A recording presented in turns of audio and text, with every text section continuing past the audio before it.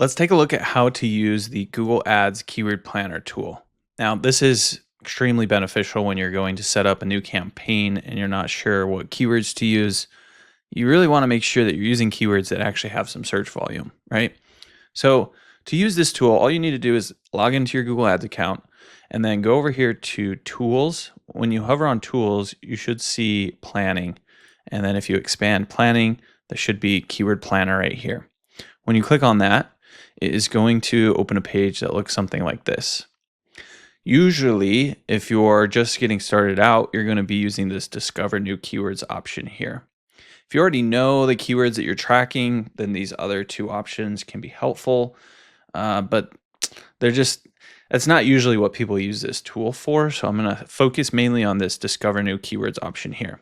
Now, when we click on this, it's going to give us an option to start with what I call seed keywords, which are really just like phrases or keywords that allow Google to figure out what topic we're going after here, and then it can kind of expand upon that and help us find other keywords that are relevant that we can utilize. So there's actually another option here that can be really beneficial too, which is to use a website to have Google kind of go do this research for us. So if you want to kind of come up with some seed keywords on your own, you can definitely do that by all means. You just come in here, drop those keywords in. Maybe it's something like custom closets, which is kind of the example we're going to be working with today. We could do a search here,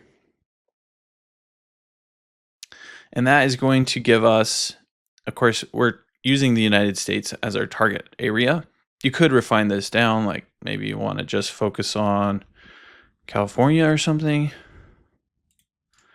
right? Depending on where you're located, maybe you serve an entire state, maybe it's just a city. You can choose the target location here that you want to get the data from. Once you have selected the geographic area, then you'll start to see a graph of the total traffic from month to month. This is historic traffic. So you can see it's September 2024 right here. So basically this will be last month, and then the month before that, going all the way back a year. You can actually change this timeline too. If you come up here, you can choose different time frames. So you can say like the last 24 months or all available data and see what the trends look like for these terms. This can be extremely helpful if you are in a seasonal business, right? Like oftentimes anything outdoors is going to depend on the weather. So if you're in an area where it gets really cold in the winter, things might drop off you can kind of see there's interestingly a spike in November, but it drops off in these colder months, it seems like. And then towards summer, people are like usually more active. So seeing those trends can be extremely beneficial. Then the data down here is going to tell us on a keyword level basis, what's the monthly search volume like? If you hover over these graphs, it will also show you for each keyword what the volume trend looks like over time. There are the bunch of other here. If you hover over these, I'm not necessarily going to explain every single one in depth because you can just hover over these and it'll tell you exactly what it's measuring here. Competition is one you got to be a little bit careful of. People see high competition and they think, oh, I don't want to go after that keyword because it's going to be too competitive. Well, if there's no competition, it's probably because no one's making any money from that keyword, right? At least that's the theory. That's how it's set up to be. So actually a high competition keyword can be really beneficial because it basically means people are already advertising on that keyword and they're seeing some results. So for instance, custom closets near me, saying as high competition, it also has a high cost per click. So that's what these two, the top of page bid low range, top of page bid high range, these are what Google's estimating you're going to need to pay per click in order to show up at the very top of the search results on Google. So the competition and cost tend to be somewhat related. Now, it's not an exact science. You can see this one's $5, this one's $15, but they both say high competition. But ultimately, it's a factor. The cost per click is a factor of competition and available search traffic. So this one has a lot more traffic, which could cause this to be a little bit lower cost per click due to it being an auction, right? Now, a higher cost per click often means people are willing to spend more on the keyword because they're making really good money from that keyword. So something like custom closets near me has high competition, a high cost per click. Ultimately, that means people are spending a good amount of money on that keyword, getting traffic from that keyword, and converting that traffic into actual customers at a decent rate. Otherwise, they wouldn't be sitting around paying, $15, $16, even up to $60 per click for those keywords. And if you think about it, it makes sense. To do a custom closet could cost thousands, tens of thousands of dollars. And so what's, a couple $100 worth of clicks to get a customer? If you have to get 4 or 5 clicks, it'll be worth it in the end. So that's sort of how I would go through and analyze this data, just if I'm like skimming through. Now, if I want to get like really in depth with things, what I'll do is I'll actually export the keywords into a spreadsheet and start adjusting, refining, deleting ones that are not relevant, that sort of thing. However, before I do that, normally I will go over here to the brand and non-brand, and I will remove anything that I think looks irrelevant. So for instance, if we are a custom closet building company, right,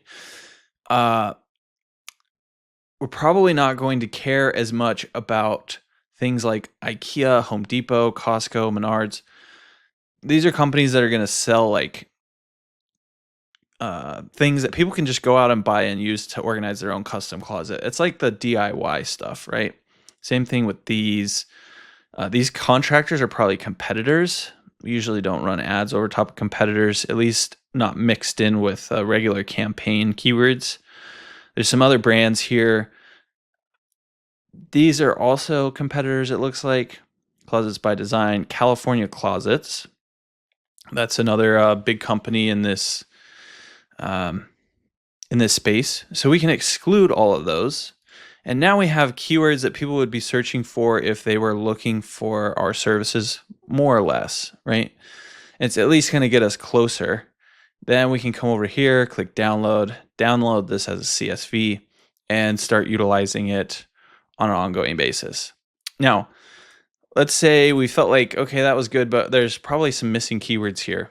We can come back and add more keywords in at any point in time, or we can start with a website, which I was kind of explaining at the beginning, and we had seen California Closets. This is one of the bigger companies. I think it's like a $3 million company, has 116 locations across the US, and they just focus on custom closets and home storage solutions. So it's a big company in the space.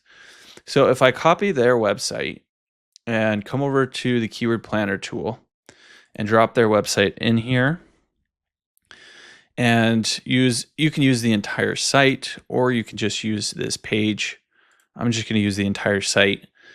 Now it's going to go and find all of our competitors' keywords. Like they're using garage cabinets as well. Well, maybe, we think to ourselves, hey, wait, we do garages too. Why wasn't I thinking about that?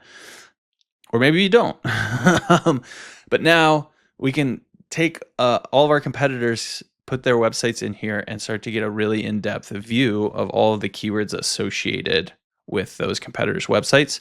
Or you can put your own website in there, right?